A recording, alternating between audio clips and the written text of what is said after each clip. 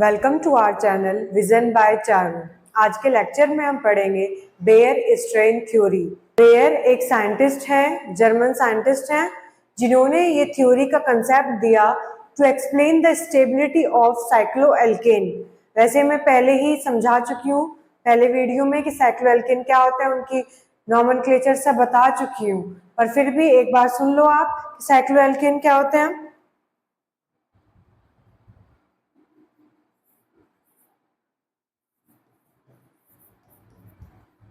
Cyclo नाम से ही पता चल रहा है, कुछ साइकिल में होगा, मतलब रिंग टाइप होगा, 4 का, 3 का या 5 का। और एल्केन मतलब सारे सिंगल बॉन्ड होंगे। तो कह सकते हैं जब कार्बन रिंग में जुड़े हो और सारे सिंगल बॉन्डेड हो तो वो क्या हो जाएंगे, they will be cycloalkane.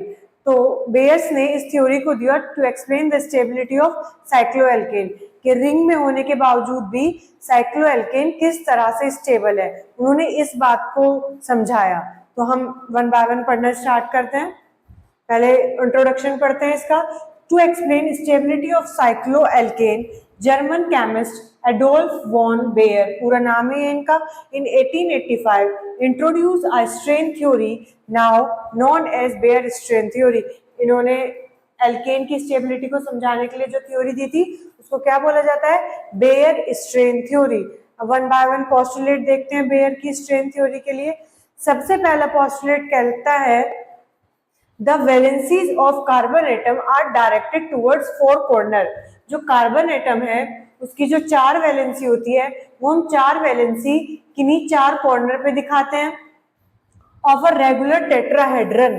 Tetrahedron इसे ध्यान रखना, ये शेप है टेट्राहेड्रन है। इसमें कहा कि ये कार्बन हो गया बीचों बीच और ये एक टेट्राहेड्रन शेप होगी। इस टेट्राहेड्रन के जो 4 कोने होंगे, इन 4 कोनों पे हम कार्बन की वैलेंसी को शो करेंगे। Having angle 109 degree 28 minute between any 2 valencies. और जो भी 2 वैलेंसी होगी इनके बीच में जो एंगल होगा वो कितना होगा, 109 डिग्री 28 मिनट का इनके बीच में एंगल होगा। और ये जो एंगल कहलाता है इसे क्या कहा जाता है, नॉर्मल वैलेंसी एंगल, जो ये इन वैलेंसी के बीच में है। सीधे सीधे क्या कहा इस पोस्टुलेट में, इस पोस्टुलेट में बेयर ने कहा कि जो कार्बन है, कार्बन की जो एल्केन है तो उसमें कार्बन ही होगा, कार्बन चेन है, तो कार्बन जो है उसकी 4 वैलेंसी होती है। इन चारों वैलेंसी को कार्बन की हम टेट्राहेड्रन, जो ये शेप है टेट्राहेड्रन, इसके 4 कोनों पे दिखा देंगे। और जो ये वैलेंसीज होंगी इनके बीच में जो एंगल होगा वो फिक्स्ड होगा, 109 डिग्री 28 मिनट का इनके बीच में एंगल होगा। और इस एंगल को क्या कहा जाएगा, नॉर्मल वैलेंसी एंगल। ठीक है, अब आगे पढ़ते हैं हम। सेकेंड पोस्टुलेट क्या कहा, second postulate, valencies of carbon atom are not rigid. मतलब ये रिजिड नहीं है, मतलब पक्की नहीं है कि वो वहां से हिलेगी ही नहीं, थोड़ा बहुत चेंज किया जा सकता है। Their direction can be change, उनके डायरेक्शन को चेंज किया जा सकता है, but such change produce a strain in the molecule and the molecule becomes unstable. Change तो किया जा सकता है, ये जो अभी हमने वैलेंसी दिखाई थी 4 इस तरह से, उनको कह दिया था इनके नॉर्मल वैलेंसी एंगल पे रखी है। और फिर ये कहा कि ये पक्की रिजिड नहीं है कि हिलेंगी नहीं, ऐसा नहीं है, चेंज तो हो जाएंगी, पर जब जब ये चेंज होगी तब तक मॉलिक्यूल में स्ट्रेन आएगा। स्ट्रेन आने का क्या मतलब है कि मॉलिक्यूल में अनस्टेबिलिटी आएगी। ठीक है, now third postulate, greater is the deviation from normal valency angle. जितना हम उसे नॉर्मल वैलेंसी एंगल जहां वो था पहले इनिशियली, जितना हम उससे हटाएंगे, ग्रेटर इज द स्ट्रेन, उतना ज्यादा उसमें स्ट्रेन प्रोड्यूस होगा। Greater is unstability in the molecule. और जब स्ट्रेन प्रोड्यूस होगा, स्ट्रेन क्या है, एक प्रेशर ही तो है, कि जब स्ट्रेन प्रोड्यूस होगा तो उसकी वजह से क्या आएगा, मॉलिक्यूल अनस्टेबल हो जाएगा। ठीक है, स्टेबिलिटी कम हो जाएगी। समझ आ गए होंगे सब पॉइंट। नाउ फोर्थ पॉइंट कहता है all the carbon atoms of a polymethylene ring. ये पॉलीमिथाइलिन रिंग कुछ नहीं है, ये साइक्लोएल्केन ही है, कि जो सारे एटम है साइक्लोएल्केन के वो कोप्लेनर होंगे। इन्होंने कहा कि जो साइक्लोएल्केन है उसके जो सारे एटम है, जितने भी कोने हैं, वो सारे कोप्लेनर होंगे, मतलब एक ही प्लेन में लाई करेंगे। कोप्लेनर का यही तो मतलब कि एक ही प्लेन में लाई करे। अच्छा, अभी जब हम आगे पढ़ेंगे तब हम, अब तो हमने यहाँ पे पढ़ लिया कि सारे जो कार्बन एटम है एक ही प्लेन में लाई करेंगे, पर जब हम इसे आगे पढ़ेंगे तब हम पढ़ेंगे ये बात कह के बेयर ने गलती कर दी। आगे जब हम इसे पढ़ेंगे तब पता चलेगा ये इन्होंने गलत कह दिया। देखते हैं पहले, अभी नेक्स्ट पोस्टुलेट देखते हैं। तो जो हमने पीछे पोस्टुलेट्स पढ़े हैं कि उसमें कुछ ना कुछ एक स्ट्रेन आ जाएगा। कब आएगा स्ट्रेन? जब हम उसे थोड़ा एंगल को चेंज कर देंगे। तो जो हमने नॉर्मल एंगल से एंगल चेंज किया है उस चेंज एंगल को कहा जाता है डेविएशन, कि कितना हम उसे चेंज कर दिया। तो ये जो डेविएशन है इसको निकालने के लिए फॉर्मूला दिया गया है, देखो, the deviation from normal valency angle may be calculated as, ये जो डेविएशन है कि कितना आपने उसको, जैसे मान लो कि नॉर्मल वैलेंसी एंगल यहाँ था और आपने इसको यहाँ से हटा के यहाँ कर दिया एच पे, तो ये जो एंगल होगा इसको ये कहा जाएगा कि ये इसमें इतना डेविएशन आ गया, इसे बीटा से डिनोट किया जाएगा, कितना एंगल इसे डिस्प्लेस कर दिया। तो ये बीटा से हम इसे डिनोट करते हैं डेविएशन एंगल को, और इसका फॉर्मूला होता है हाफ 109 डिग्री 28 मिनट, ये वही है जो एंगल था normal valency angle minus alpha. और अल्फा यहाँ पे क्या है? जैसे अगर 3 कार्बन एटम है जो कि रिंग में अरेंज है, मान लो ऐसा है, जब इस तरह की रिंग होगी तो इसमें अल्फा की वैल्यू क्या होगी? जो ये एंगल है इस अल्फा की वैल्यू क्या होगी? तो आपको भी पता है ट्रायंगल में हर एंगल कितना होता है? 60 60 60। अगर वो साइक्लोप्रोपेन होगा तो साइक्लोप्रोपेन के लिए अल्फा की वैल्यू 60 डिग्री होगी। अगर वो साइक्लोब्यूटेन होगा तो क्या होता है? इस 4 साइड वाले में हर एंगल कितना होता है? 90 डिग्री 90 डिग्री। तो अगर वो साइक्लोब्यूटेन है तो उसमें हर एंगल कितना होगा? 90 डिग्री, तो उसके लिए अल्फा क्या हो जाएगा? 90 डिग्री। इसी तरह से अगर वो साइक्लोपेंटेन है तो एंगल हो जाएगा 108 डिग्री। तो जब हमें एंगल पता चल जाएंगे, जैसे इसके लिए सॉल्व करती हूँ साइक्लोप्रोपेन के लिए, क्यों? तो क्या आएगा? हाफ 109 डिग्री 28 मिनट माइनस कितना है ये? 60 डिग्री। इसे रखे रखो और फिर अब इसे सॉल्व करो। हाफ 109, जब इसे 109 में से 60 को आप सब्ट्रैक्ट कर दो, कितना आ जाएगा? 9, और ये 10 में से 6 गया, 49 डिग्री 28 मिनट। पर अब आपको दिख रहा होगा ये 2 से डिवाइड नहीं हो सकता, 49 डिग्री 28 मिनट 2 से डिवाइड नहीं हो सकता। तो हम क्या करेंगे? अब जरा देखना, अब आपको इतना पता होना चाहिए 1 डिग्री 60 मिनट के बराबर होती है। और तो हम यहाँ पे क्या करेंगे?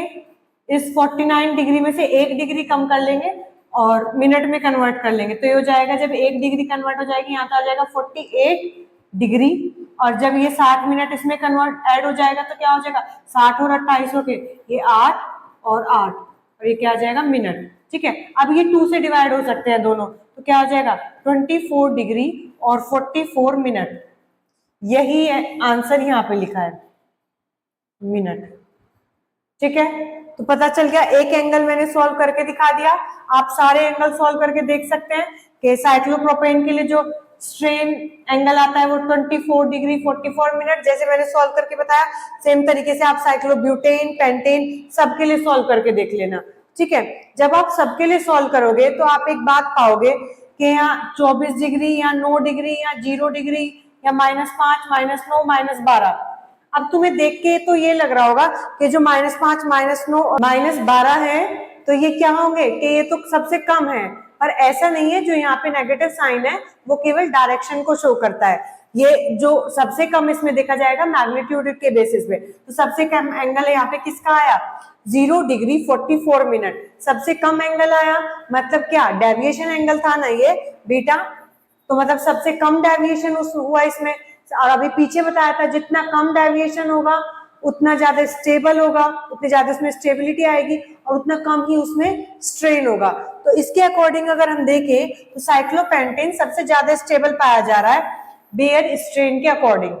जब हमने इनके अकॉर्डिंग ये पूरा सॉल्व किया, यहाँ पे देखो, from above table cyclopentane should be more stable due to least strain, क्योंकि कम से कम स्ट्रेन आया। क्यों आया कम से कम स्ट्रेन एंगल? हमने सॉल्व करके देख लिया।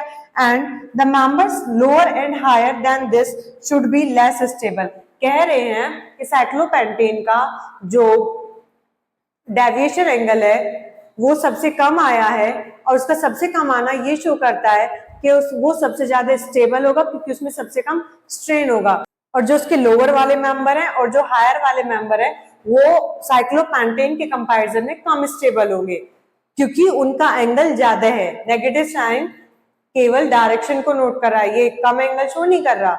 इतना समझ में आ गया होगा सबको कि बेयर स्ट्रेन के अकॉर्डिंग तो हमारा साइक्लोपेंटेन ज्यादा स्टेबल आ गया, पर इतने भी ठीक नहीं निकले बेयर स्ट्रेन, थोड़ी तो गड़बड़ इन्होंने भी की है। अब आगे देखते हैं कि एक्चुअल में इन्होंने गड़बड़ क्या की, लिमिटेशन क्या आई। जो इन्होंने ये जो इनका कंक्लूजन आया है ना कि साइक्लोपेंटेन सबसे ज्यादा स्टेबल है, यही कंक्लूजन इनका गलत आ गया।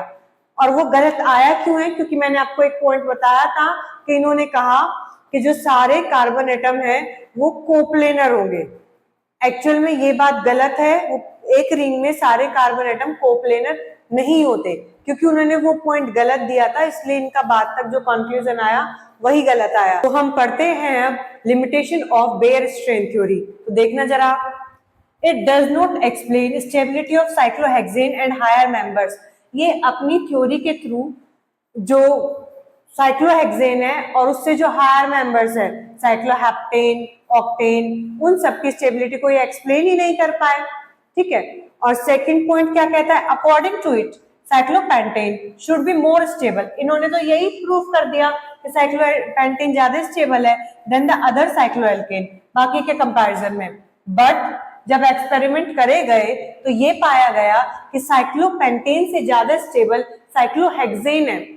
तो ये तो गलत हो गए, इनकी तो थ्योरी गलत ही हो गई। ठीक है, but experiment shows that cyclohexane is more stable then cyclopentane. जब एक्सपेरिमेंट करे तो पता चला साइक्लोहेक्सेन ज्यादा स्टेबल है, पर आपने तो उसे कम स्टेबल बताया है एज कंपेयर टू साइक्लोपेंटेन, तो कुछ तो गलत है आपकी थ्योरी में। तो इनको करेक्ट करने के लिए फिर आगे सेशन ने अपनी थ्योरी दी।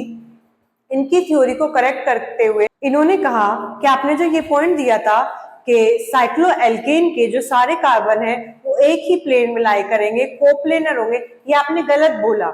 एक्चुअल में ऐसा नहीं होता है, वो जो सारे एटम है वो 3 डायमेंशनली एग्जिस्ट करते हैं, मतलब कोप्लेनर नहीं होते हैं, पूरे सभी प्लेन में एग्जिस्ट करते हैं। देखो जरा सेशन ने क्या दिया अपनी थ्योरी में। तो हम पढ़ रहे हैं modification in Baeyer strain theory, या तो इस नाम से जान लो या फिर कह दो थ्योरी ऑफ स्ट्रेनलेस रिंग, और ये दी किसने? शेसे ने। ठीक है, Sachse suggested that ring with 6 और more carbon atoms are not planar. इन्होंने कहा कि जो 6 से ज्यादा की कार्बन एटम की रिंग होगी वो प्लेनर नहीं होगी, but are 3 dimensional in which carbon atom lie in different plane, so more valencies of carbon is not deviated. जब वो अलग अलग प्लेन में लाई करेगी तो उससे क्या होगा, उनकी वैलेंसी भी डेविएट नहीं करेंगी, जो अभी एक प्लेन में डेविएट कर रही थी, जिसकी वजह से स्ट्रेन आ रहा था। So no strain is develop. जब वो डेविएट ही नहीं करेंगे तो स्ट्रेन भी नहीं आएगा in the molecule. Therefore Sachse suggested that cyclohexane exist in 2 strainless form. अब इन्होंने कहा कि आपके अकॉर्डिंग जैसे साइक्लोहेक्सेन आपने बताया है ना कि एक ही प्लेन में लाई करता है, ऐसे नहीं करता। वो कैसे लाई करता है? इन्होंने 2 फॉर्म दिए हैं कि वो इस तरह से लाई करेगा। Sachet suggested that cyclohexane exists in 2 stainless form, namely chair form and boat form. इन्होंने उन फॉर्म को क्या नाम दे दिए? chair form and boat form. This concept is known as stainless ring. और इस कंसेप्ट को क्या कहा गया? stainless ring theory. ये देखो जरा, इन्होंने 2 फॉर्म बताई, एक इस तरह से